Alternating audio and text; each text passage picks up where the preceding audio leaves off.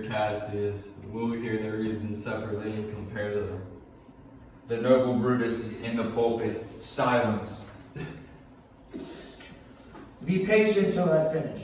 Romans, fellow countrymen and friends, hear my case and be silent so you can hear me. Believe me for my honor's sake.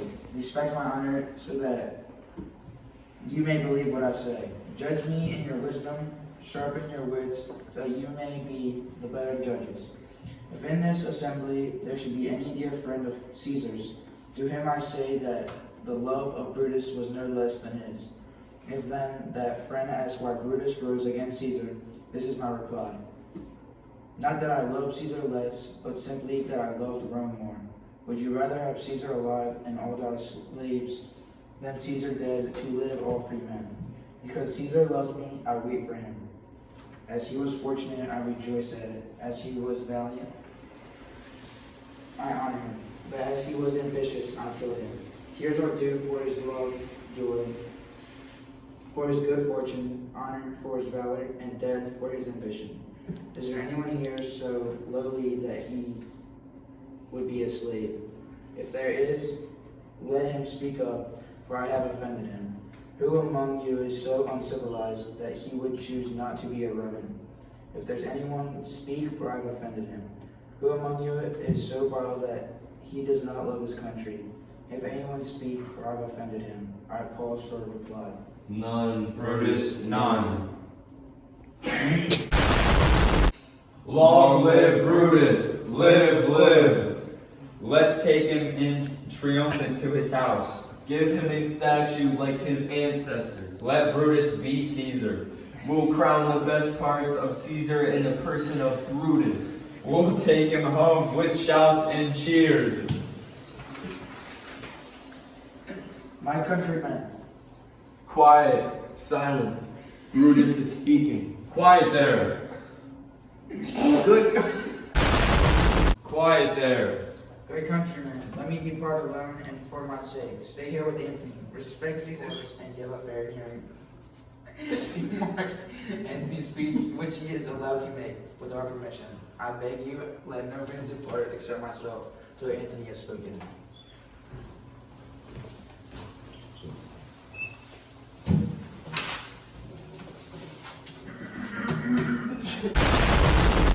Stay, everyone, and let us hear Mark Antony. Let him go into the pulpit. We'll hear him. Noble Antony, go up. Wait. For Brutus' sake, on the life. What did he say about Brutus? For Brutus' sake, he finds himself obligated to us all. You better not say anything against Brutus here.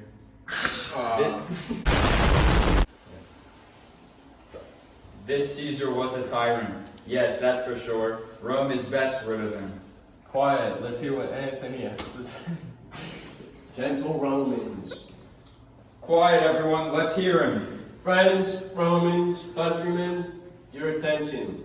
Please, I come to bury Caesar, not praise him. The evil that men do lives after them. The good is often buried with their bones, so let it be with Caesar. The noble Brutus has told you that Caesar was ambitious. If it was a grievous fault. And Caesar has grievously suffered for it. I come here by permission of Brutus and the others, for Brutus is an honorable man. So are they all honorable men, to speak at Caesar's funeral. He was my friend, faithful, and just to me. But Brutus says he was ambitious, and Brutus is an honorable man. He has brought many prisoners back home to Rome, whose ransoms filled the treasury. Did this seem ambitious of Caesar? When the poor cried, Caesar has wept in sympathy. Ambition should have made sterner stuff. Yet Brutus says he was ambitious, and Brutus is an honorable man. You all saw at the feast of Lupercal, I presented him with a kingly crown. 3 times. 3 times he turned it down. Was this ambition? Yet Brutus says he was ambitious. And for sure, he is an honorable man. I don't speak to dispute what Brutus said. I'm simply here to say what I know. You all loved him once, and not without reason. What reason therefore stops you mourning him? Oh, reason, you have fled to animals, and men have lost their feelings. Bear with me. My heart is in the coffin with Caesar. I must pause till it returns to me. I think there's a lot of sense in what he says. If you think about it properly, Caesar has been greatly wronged. Alright, cut it. Has he friends? I fear the change is for the worse. Did you note his words? He wouldn't take the crown. That proves he wasn't ambitious. If that's so, some will pay dearly for it. Poor soul, his eyes are red as fire from weeping. There isn't a nobler man in Rome than Antony. Listen to him, he's starting to speak again. Only yesterday the word of Caesar could have taken on the world. Now he lies here, and the humblest of men is too lofty to do him reverence. Oh, gentlemen, if I were inclined to stir your hearts and minds into riots and demonstrations, I would be doing Brutus wrong, and Cassius wrong. And they, as you know, are honorable men. I will not do them wrong. I prefer to wrong the dead, to wrong myself and you, than wrong such honorable men. But here's a document with Caesar's seal on it. I found it in his bedroom. It's his will. If the people were to hear his testament, which please excuse me, I don't intend to read, they would go and kiss Caesar's wounds and dip their handkerchiefs in his sacred blood. Yes, they begged one of his heirs as a souvenir, and when they died, they included it in their wills, bequeathing as a rich legacy to all heirs. We want to hear the will. Read it, Mark Anthony. The will. We'll hear Caesar's will. Dad? Action. Have patience, gentle friend. I must not read it. It's better that you do not know how Caesar loved you. You aren't made of wood. You aren't stones. You are men. And being men, hearing Caesar's will incense you. It will infuriate you. It's a good thing. You don't know you are his heirs. If you did, oh, what might become now? Read the will. We'll hear it, Anthony. You must read us the will, Caesar's will. Oh, won't you be patient? Won't you wait a little? I've overstepped the mark to mention it to you. I fear that I wrong the honorable men whose daggers have stabbed Caesar. I really fear it. They were traitors, honorable men. The will, the testament.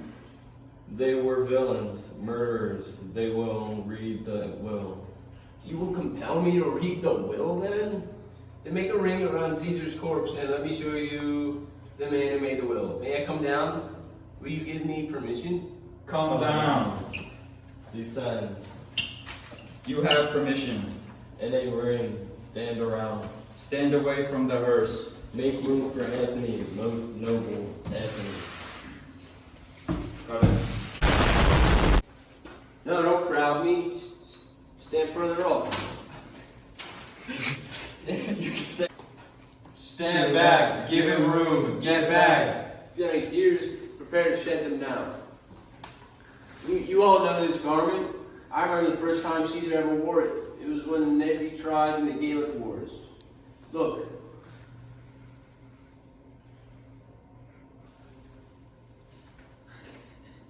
This is where Cassius' dagger went through. See how big a tear this Cassius made?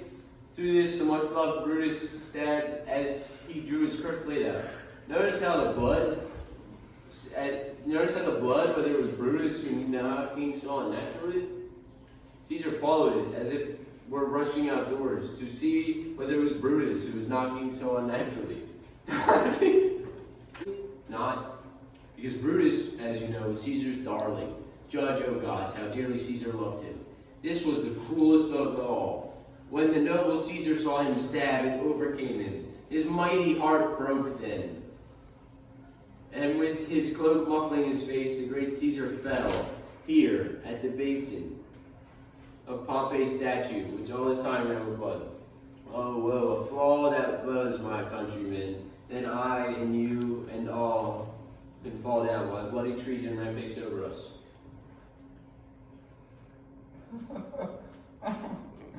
Oh, now you are crying, and I detect a touch of pity. Those are indeed gracious tears. Kind souls, you are weeping at the simple sight of Caesar's wounded garment.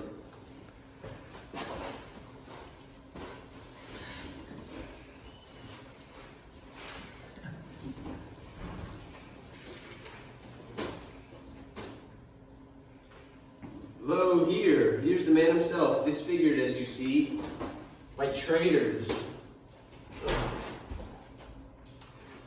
Oh, wait. A petitious spectacle. Oh, noble Caesar. Oh, woeful day. Oh, traitors, villains. Oh, such a bloody sight. Will be revenged. Revenge, let's go. Seek them out, burn, fire, kill, slay. Let not a single traitor live. Hold on, countrymen. Quiet there, hear the noble Anthony. We'll hear him. We'll follow him. We'll die with him. Good friends, sweet friends, don't let me incite you to such a sudden rioting. Those who did this deed are honorable. Alas, I don't know what private grievances they have that made them do it. They are wise and honorable, and they will no doubt give you their explanations. I'm not here, friends, to steal your hearts away. I'm no orator as Brutus is. As you all know, I'm a plain, blunt man who loved his friend, and those who gave me official permission to speak of him know that full well. I've neither intellect nor the fluency nor the authority, the gestures, the delivery, nor the persuasiveness to rouse men's blood. I speak right out. I just speak right out. I'll tell you what you already know. I show you sweet Caesar's runes. Those poor, dumb mouths, and ask them to speak for me. But if I were Brutus, and Brutus were Antony, then there would be an Antony who'd stir your hearts, and give them every wound of Caesar a tongue that would move the very stones of Rome to run in mine. We'll riot. We'll burn Brutus's house. Let's go then. Come on, let's find the conspirators. Countrymen, listen to me, listen to me. Quiet there. Let's hear Anthony, most noble Anthony. Why, friends, you don't know what you're up to. Why has Caesar so deserved your love? Alas, you don't know. I'll have to tell you then. You've forgotten the will I mentioned. Very true, the will. Let's hear the will. We'll burn Brutus's house. Let's go then. Come on, let's find the conspirators. Countrymen, listen to me, listen to me. Quiet there. Let's hear Anthony, most noble Anthony. My friends, you don't know what you're up to. Why has Caesar so deserved your love? Alas, you don't know. I'll have to tell you then. You've forgotten the will I mentioned. Very true, the will. Let's say and hear the will. Here is the will, with Caesar's personal seal. To every Roman citizen, to every individual man, he gives a sum of 75 drachmas. Most noble Caesar, will revenge his death. O royal Caesar. Hear me patiently. Quiet there. In addition, he has left you all his walks, his private arbors, his newly planted orchards on this side of the Tiber. He has left them to you and to your heirs forever. Public parks, to walk around in and enjoy yourselves. That was a Caesar. When shall we ever see his like? Never, never. Come on, let's go. We'll burn his body in the holy place and set fire to the traitors' houses with the burning sticks. Lift up the body. Go and get a light. Pull down benches. Pull down seats, shutters, anything. Cut it.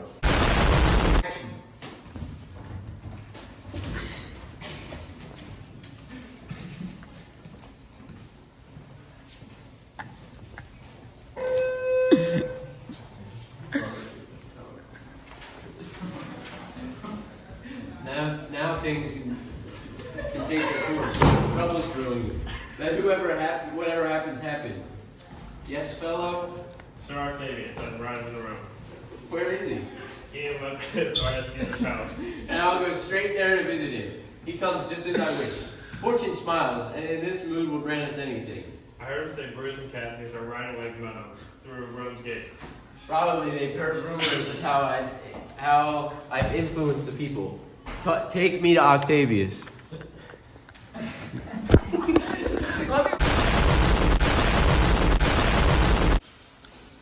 Long live Brutus. Live.